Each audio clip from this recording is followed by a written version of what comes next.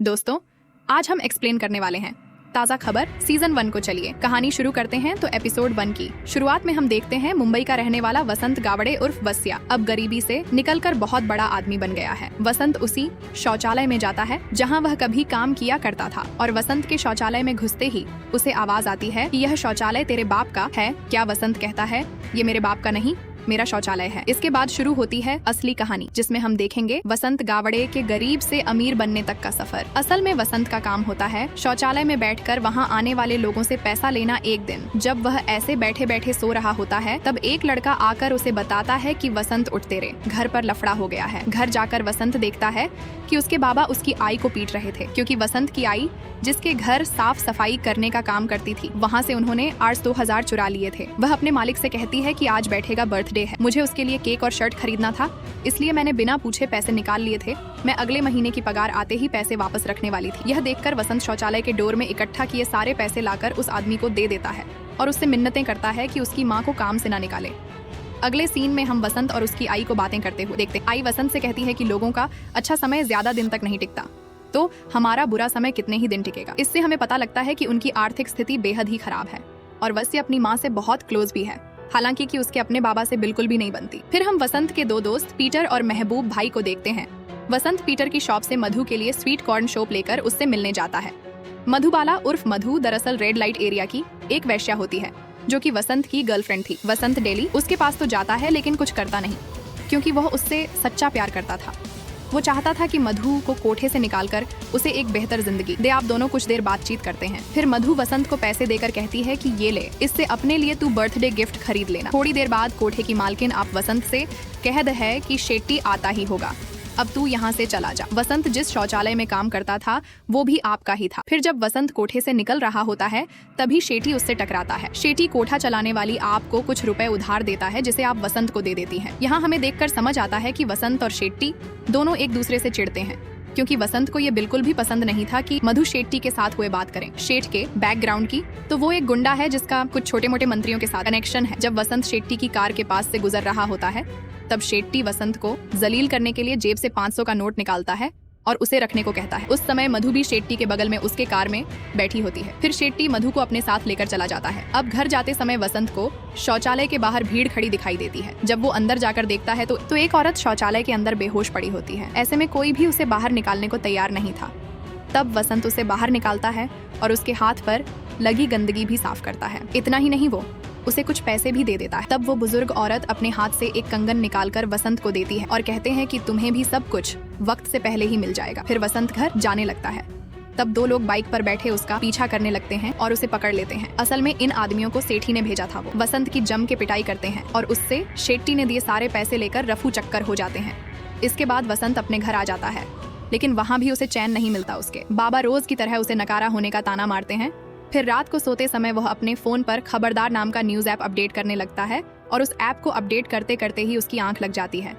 फिर जब वसंत गहरी नींद में सो रहा होता है, तब उसके फोन से एक तेज रोशनी चमकती है, जिसके बाद वह खबरदार ऐप ताज़ा खबर के नाम से अपडेट हो जाता है। सुबह उठकर जब वसंत फोन में देखता है तो उसे ताज़ा खबर ऐप की नोटिफिकेशन आनी शुरू हो जाती है। मई वसंत के कमरे से बाहर आने पर उसकी आई उसके बदन पर लगी चोटें देखकर परेशान हो जाती है। तभी वह उसे रेड कलर का शर्ट बर्थडे गिफ्ट में देती है, जो कि उन्होंने अपने हाथों से अपनी नई साड़ी से बनाया था। अब वसंत को ताज़ा खबर आप पर धड़ा न्यूज की नोटिफिकेशन साथ जा रही। एक नोटिफिकेशन आती है कि मुंबई में मूसलाधार बारिश हुई तो बाहर तो चारों तरफ सूखा पड़ा था। फिर हर दिन की तरह बसंत शौचालय में पैसे कलेक्ट करने बैठा होता है कि पीटर वहां आता है और उसे सोडा वाला फ्लाईओवर के उद्घाटन पर चलने को कहता है, जहां फ्री में बड़ा पाव और कोल्ड ड्रिंक मिलने वाले थे। ये दोनों जब वहां जाने के लिए निकलते हैं, तभी ताज़ा खबर ऐप में ये न्यूज आती है कि सोडा वाला ब्रिज गिर गया, जिसमें 7 लोग जख्मी हुए और 1 मारा गया, मगर ब्रिज तो अभी भी सही सलामत था। फिर वसंत और पीटर के जाने के कुछ देर बाद ही पुल उनकी आंखों के सामने ढेर हो जाता है और जैसा उस ऐप में लिखा होता है कि 7 लोग जख्मी हुए और 1 की मौत हो गई, वाकई में ऐसा ही होता है। अब वसंत कुछ समझ पाता, इतने में जोरों की बारिश होने लगती है। जिसकी खबर भी उसे पहले ही मिल गई थी। तब उसे उस बुजुर्ग औरत की कहीं बात याद आती है कि तुम्हें कुछ चीजें समय से पहले मिल जाएंगी। इस बात का एहसास होते ही वसंत के फेस पर एक स्माइल आती है और यहीं पर एपिसोड 1 खत्म होता है। एपिसोड 2 की शुरुआत में हम देखते हैं कि वसंत ने तुरंत जाकर यह बात मधु को बताई है, पर वो उसकी बात पर यकीन नहीं करती। यहाँ हमें फ्लैशबैक में यह भी दिखाया जाता है कि मधु और वसंत की मुलाकात कैसे हुई। असल में एक दिन वसंत को आप का नंबर चाहिए था, पर आबा के कोठे पर ना मिलने पर वो उन्हें ढूंढते हुए मधु के कमरे में चला जाता है। पहली बार मधु से मिलने पर वह काफी ज्यादा शर्मा रहा था।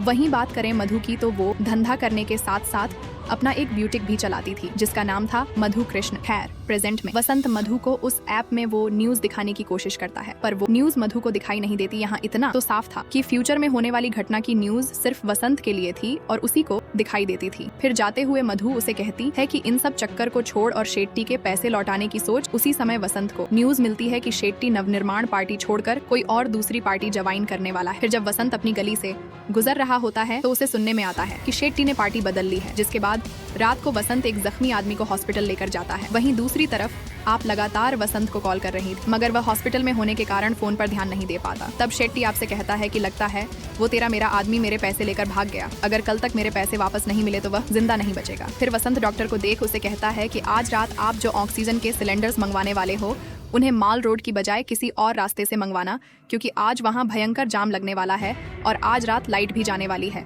तो आप पहले से ही जनरेटर का इंतजाम कर लेना।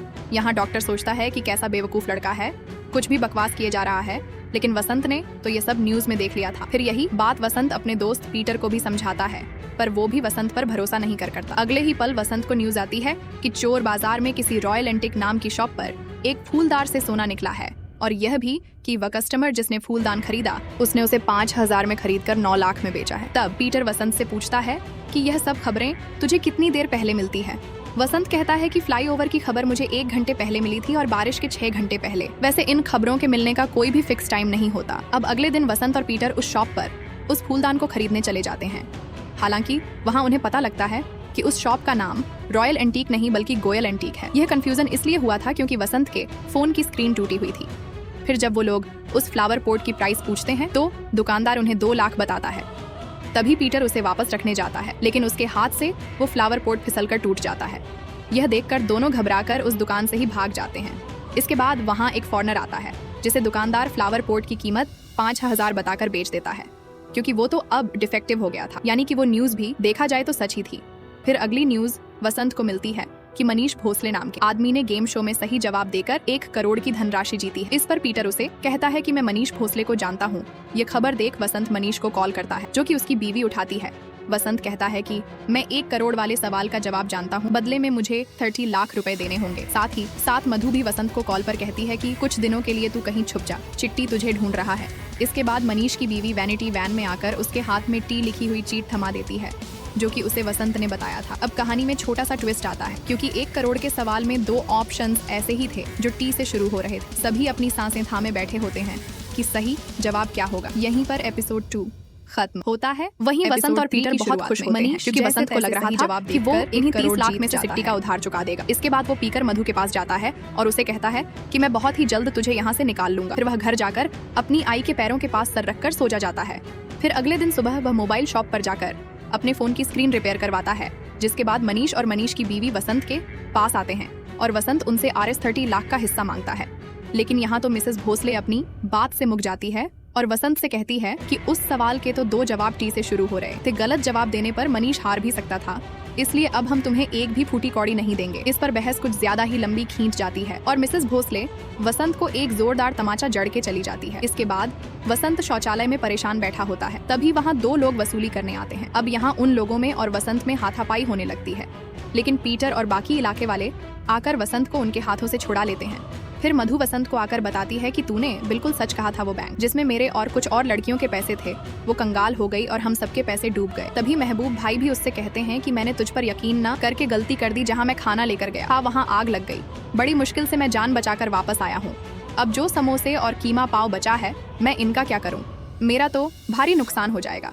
यहाँ वसंत के दिमाग में एक आइडिया आता है, जिसके बाद वह सारे बचे हुए समोसे और कीमा पाव लेकर उस जगह पहुँच जाते हैं जहां एयरलाइंस वाले हड़ताल पर बैठे थे। अब मौके का फायदा उठाते हुए वसंत और उसके दोस्त 40 का कीमा पाव 70 में और 25 के समोसे 30 में बेच देते हैं, जिसके बाद देखते देखते सारा खाना बिक जाता है। असल में वसंत को पहले से ही पता चल गया था कि उस जगह एयरलाइंस वालों की हड़ताल होने वाली है। यहीं से वसंत के सभी दोस्त और करीबी उस पर वरदान होने वाली बात को पूरी मान लेते हैं। फिर एक दिन वसंत को क्रिप्टो से रिलेटेड एक नई हेडलाइन मिलती है तो महबूब भाई की बेटी शाजिया, जो पढ़ी लिखी थी, वो उन सबको बताते कि क्रिप्टो एक डिजिटल करेंसी है। जिसके बाद वसंत उसे बताता है कि क्रिप्टो के टॉप कॉइन की वैल्यू बढ़ने वाली है। वसंत की बात सुनकर शाजिया अपने बॉयफ्रेंड से 2 लाख रुपए लेकर क्रिप्टो में लगा देती है। जिसके बाद न्यूज में उन्हें पता चलता है कि क्रिप्टो के टॉप कॉइन की वैल्यू 50 गुना बढ़ गई है। फिर शाजिया का बॉयफ्रेंड उन सबको उनके पैसे विड्रॉ करके दे देता है और सभी रातों रात लखपति बन जाते हैं। अब महबूब भाई अपनी बेकरी के हिसाब किताब का सारा जिम्मा शाजिया को सौंप देते हैं, क्योंकि वह अकाउंट्स में काफी अच्छी हो गई थी। मई बसंत आपको ढेर सारे पैसे देकर मधु को कोठे से निकालकर अपने साथ रख लेता है। इससे दोनों की खुशी का कोई ठिकाना ही नहीं था। वो लोग सारी रात घूमते हैं, खा पीकर ऐश करते हैं। और आज वसंत मधु को पहली बार किस भी करता है।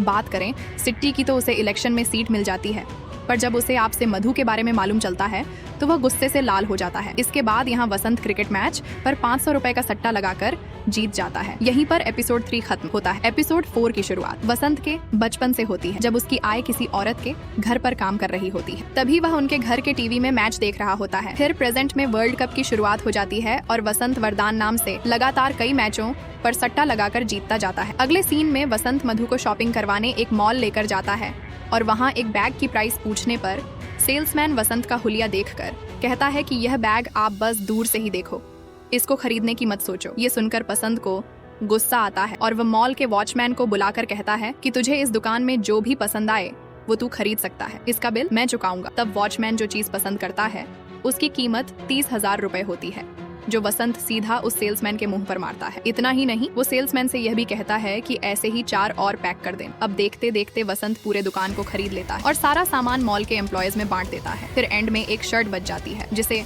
देख वसंत कहता है कि यह मेरे लिए है। फिर घर लौटते समय वह अपनी आई के लिए भी शॉपिंग करके आता है और उन्हें घर खर्च के लिए ढेर सारा रुपए भी देता है। यहाँ ये सब देखने के बाद भी उसके बाबा उससे खुश नहीं होते, लेकिन आई कहती है कि बेटा वसु, तू कोई गलत काम तो नहीं कर रहा है ना। वसंत कहता है नहीं आई, बस तू इंतजार कर, मैं तुझे यहाँ से जल्दी ले जाऊंगा।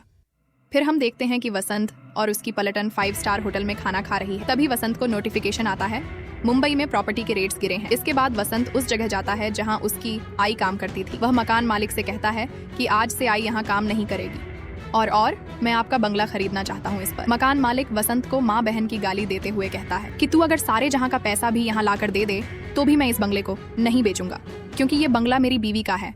तब वसंत उस आदमी को चैलेंज देते हुए कहता है कि एक दिन मैं तेरा ये बंगला खरीद कर रहूंगा और तुझे कपड़े बदलने तक कभी मौका नहीं दूंगा। फिर बंगले से बाहर निकलकर वसंत और मधु को बहुत देर तक टैक्सी नहीं मिलती, जिसके गुस्से में वसंत सीधा शोरूम से 1,80,00,000 की मर्सिडीज कार खरीद लेता है। फिर अगले सीन में बसंत अपने दोस्तों के साथ बैठा होता है।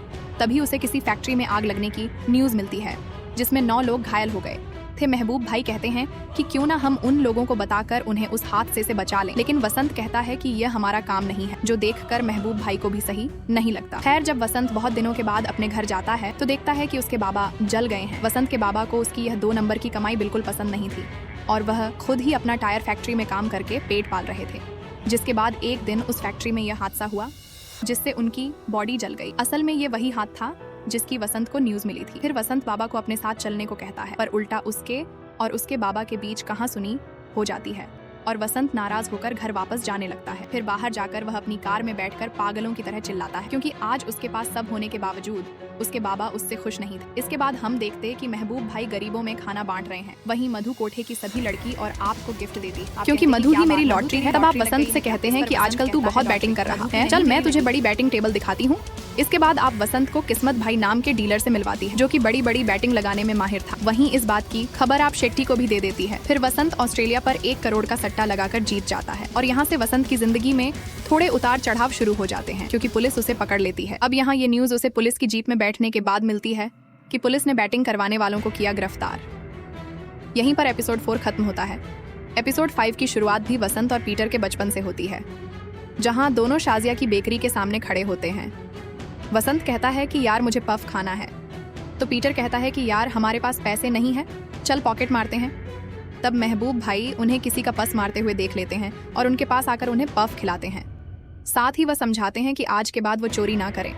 इसी के साथ वह पीटर को अपनी बेकरी पर डिलीवरी बॉय का और वसंत को शौचालय का काम भी दिलवा देते हैं। अब प्रेजेंट में पूछताछ के दौरान पुलिस वाला वसंत से कहता है कि कल तक तो तू शौचालय साफ करता था और आज इतनी महंगी गाड़ी में घूम रहा है, ऐसा कैसे? वसंत कहता है कि आपको गलत टिप मिली है साहब, मैं आपको बराबर टिप दूंगा और आपकी तरफ से बैटिंग भी करूंगा। यह बात सुनकर पुलिस वाला वसंत को छोड़ देता है। फिर वहां से जाते ही वसंत सबसे पहले अपने प्रोटेक्शन के लिए एक गन खरीदता है, जिस पर मधुर से कहती है कि बैटिंग की बात तो सिर्फ हम ही को पता थी, तो पुलिस को टिप किसने दी? यहाँ वसंत को शक होता है कि उनमें से ही कोई गद्दार है जो उसे धोखा दे रहा है। तब वो उन सभी के फोन निकलवा कर टेबल पर रखवा आता है और कहता है कि आज हम बैटिंग नहीं करेंगे। तब यहाँ उसके हाथ में गन देखकर सभी लोग डरे हुए थे। फिर मधु वसंत से कहती है कि हम में से किसी ने भी पुलिस को टिप नहीं दी है, तू फालतू में हम पर शक कर रहा है। इधर शेट्टी आपा से कहता है कि उस वसंत ने पुलिस को भी खरीद लिया, तो आपा उसे कहते कि एक काम करो, उसे रंगे हाथों पकड़वा दो। अब जिस होटल में वो लोग ठहरे थे, वसंत अपनी आई को भी वहीं ले आता है ताकि वह आराम से यहाँ रह सके। इस तरफ मधु और शाजिया में बातचीत चल रही थी कि हमें एक बड़ा बुटीक खोलना चाहिए जिसका प्रमोशन करने के लिए हमें एक मॉडल की जरूरत होगी। तब वसंत इन दोनों की बातें सुन लेता है और मधु के लिए बुटीक खुलवा आता है। फिर वो उसके प्रमोशन की खातिर एक सुंदर मॉडल का भी इंतजाम कर देता है। इसके बाद मधु अपने नए बुड़ी का रिबन काटती है और फंक्शन की पिक्स अपने सोशल मीडिया पर अपलोड करती है, जो कि शेट्टी भी देखता है।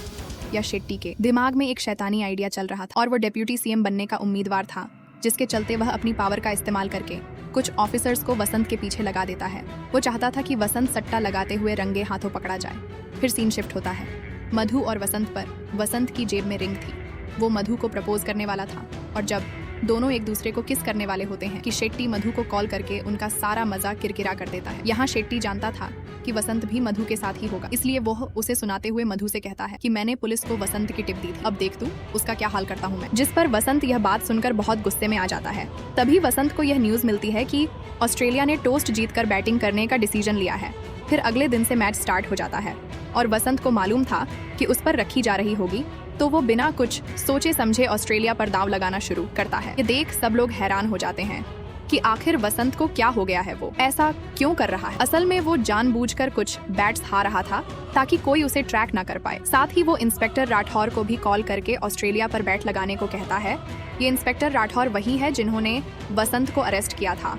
वो उसके कहने पर ऑस्ट्रेलिया पर बैटिंग लगा देते हैं। फिर ऑस्ट्रेलिया में हार जाता है और राठौर वसंत को कॉल कर उसे गंदी गंदी गालियां देते हुए कहता है कि मेरा पैसा तेरी वजह से डूब गया, तुझे तो मैं लॉकअप में डाल दूंगा।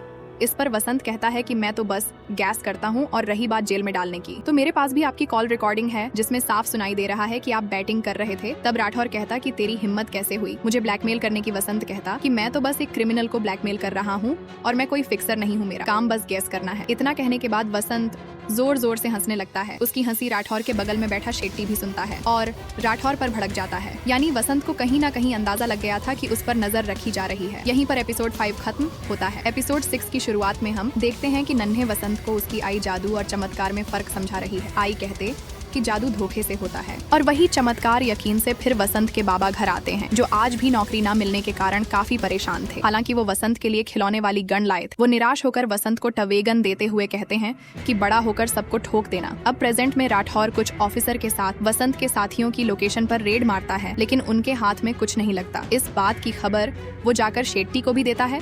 वहीं वसंत यहाँ बीच पर खड़ा होकर हंस रहा, क्योंकि उसने शेट्टी की ये चाल भी नाकाम कर दी थी। फिर वसंत को न्यूज मिलती है कि बिल मोरिया की डॉगी, जिसका नाम गिनीज है, वो गुमशुदा हो गई है। बिल मोरिया वही है जिससे वसंत उसकी प्रॉपर्टी खरीदना चाहता है। यहाँ बिल मोरिया अपने डॉग को अपनी फैमिली मानता है और उसके बदले में मनचाही कीमत देने को तैयार था। तब कुछ देर बाद वो डॉगी वसंत को उसी बीच के पास नजर आती है और यहाँ वो बिल मोरिया से बदला लेने का यह मौका गंवाना नहीं चाहता था, इसलिए वो तुरंत उसे वीडियो कॉल करके उसके बंगले की मांग करता है। इस पर बिल मोरिया एक बार फिर वसंत को माँ बहन की गाली देता है, जिससे वसंत अपनी गन निकालकर उस डॉगी की तरफ तान देता है। यह देख बिल मोरिया को ना चाहते हुए भी अपना बंगला वसंत के नाम करना पड़ता है, जिसके बाद वसंत झट से अपना सारा सामान लेकर बिल मोरिया के बंगले पर पहुंचता है और उसे 50 लाख देकर बंगला खरीद लेता है। अब यहाँ वसंत अपनी माँ को उस घर की मालकिन बनता देख काफी खुश था, जहाँ वो एक समय पर काम किया करती थी। इसके बाद कहानी एक रात पीछे जाती है और हमें पता लगता है कि वसंत के कहने पर उसके साथियों ने पहले उस रात मधु ने वसंत से कहा भी था कि हमने वो सब हासिल कर लिया है अड्डों पर, जिससे हम आराम से जिंदगी बिता सकते हैं, तो अब हमें थोड़ा थम जाना चाहिए। लेकिन वसंत कहता कि मैं कितना भी तेज भाग लूं, ताज़ा खबर हमेशा मुझसे एक कदम आगे ही रहेगा। मधु पूछते हैं कि कितना भागेगा। वसंत जवाब देता है कि जब तक मैं खुद खबर ना बन जाऊं। इसके बाद न्यूजीलैंड वर्सेस इंग्लैंड का फाइनल मैच शुरू हो जाता है। सारे शहर की नजर वसंत पर थी, क्योंकि सब वही बैटिंग लगाते थे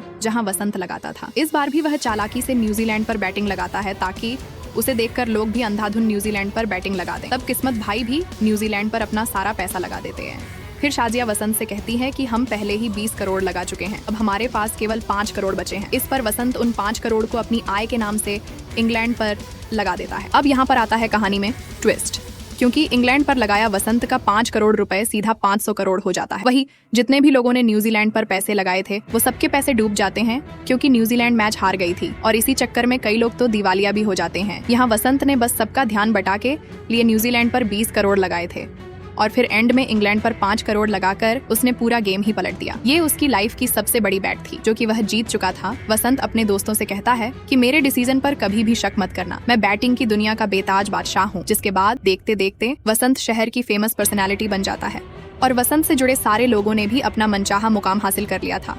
हम देखते हैं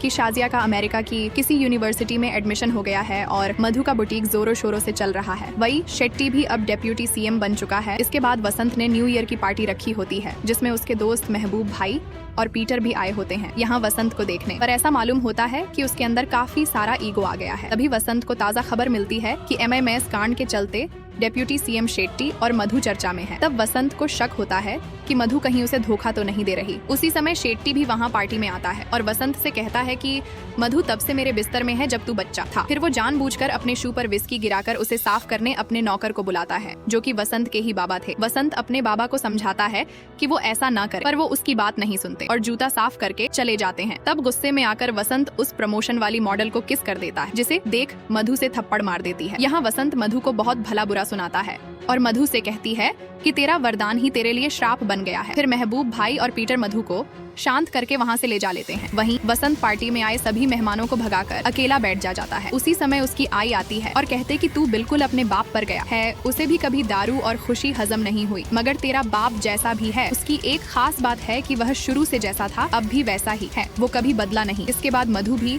नाराज होकर अपने कोठे पर वापस चली जाती है और वह बैठी रो रही होती है। तभी शेट्टी उसे दिलाना देने के बहाने उसके कंधे पर हाथ रखता है। तब आप चुपके से उन दोनों की फोटो खींच लेती है। इसका मतलब साफ था कि आपा अभी शेट्टी के साथ मिली हुई थी और ये शेट्टी और मधु की वही पिक थी जो कि वसंत को MMS कांड वाली न्यूज में दिखी थी। फिर इसके बाद हम वही सीन देखते हैं जो हमने सीरीज की स्टार्टिंग में देखा था।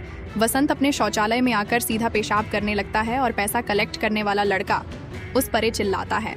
इसके बाद वसंत अपने घर जाकर अपने बाबा को देखने लगता है, जो कि उस समय सो रहे थे। तभी वसंत को ताज़ा खबर मिलती है कि मुंबई के बिजनेसमैन वसंत गावड़े की हुई हत्या। और इसी सस्पेंस सीन के साथ इस सीरीज का सीजन 1 खत्म होता है। अब वसंत गावड़े की मौत कैसे हुई, वो सच में मरा भी या नहीं, यह सब हमें सीजन 2 में पता चलेगा। इसी सस्पेंस के साथ ये वेब सीरीज यहीं खत्म होती है।